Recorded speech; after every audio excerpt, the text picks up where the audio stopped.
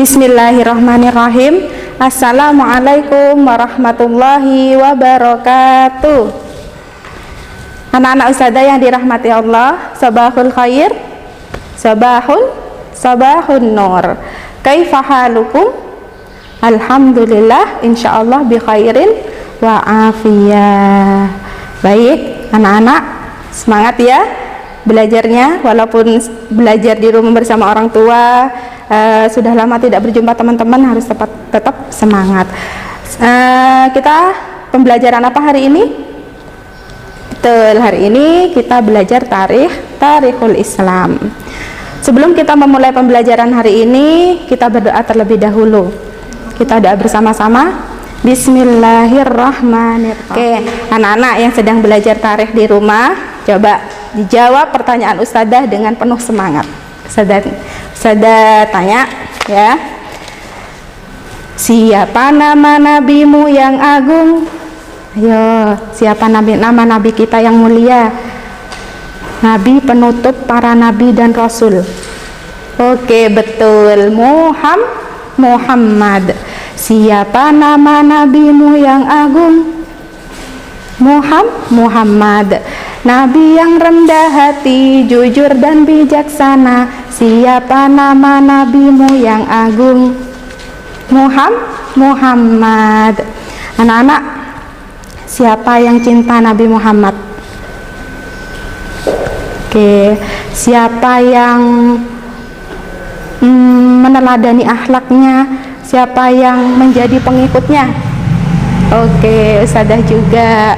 Nah, baik, jika kita mengaku cinta, jika kita mengaku pengikut Nabi Muhammad, harusnya kita tahu dong kisah-kisah tentang beliau, kisah kelahirannya.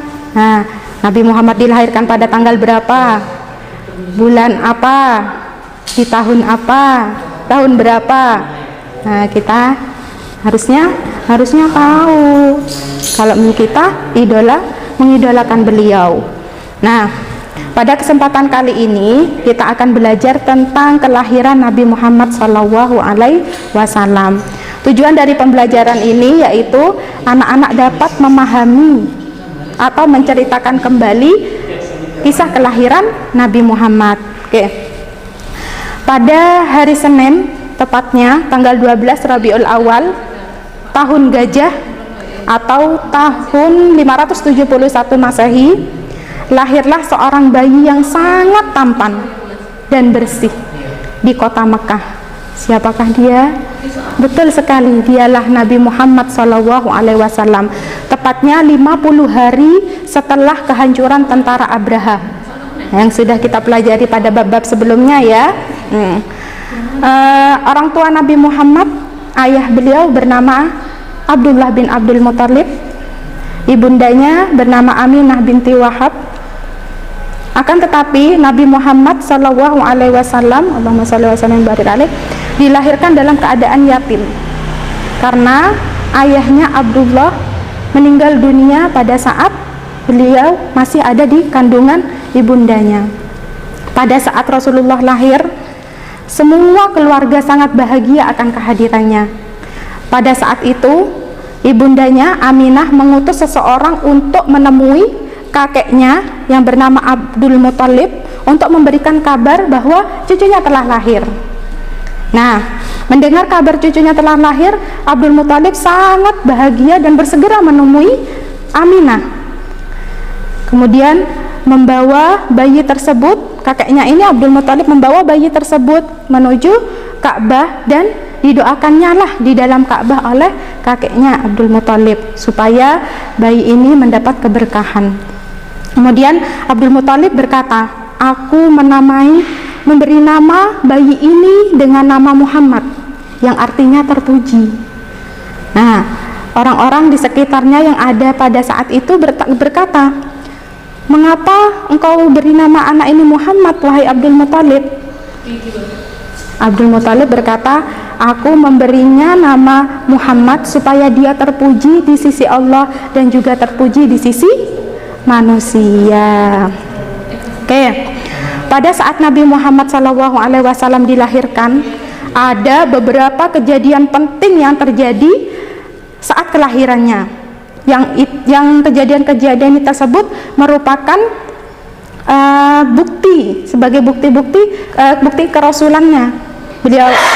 Berikut diantaranya yaitu yang pertama, runtuhnya 10 balkon istana Kisra. Ini anak-anak mungkin ada yang belum tahu apa itu sada balkon. Pada malam kelahiran Nabi Muhammad, bumi berguncang dan balkon itu serambi istana. Ini serambi istana Kisra yang pada saat itu merupakan pusat kezaliman dan kekafiran retak dan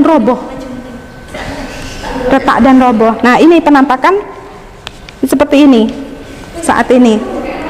Demikianlah Allah memperlihatkan kebesarannya akan datangnya sosok penutup para nabi yang akan menggoyahkan benteng-benteng kezaliman dan kekafiran, yaitu salah satunya balkon istana Kisra itu. Yang kedua, padamnya api yang disembah oleh orang-orang Majusi. Jadi orang-orang Majusi ini kaum yang menuhankan api. Dia menganggap bahwa api ini adalah Tuhannya. Ini juga termasuk berhala ya. Jadi berhala itu bukan hanya patung, anak-anak.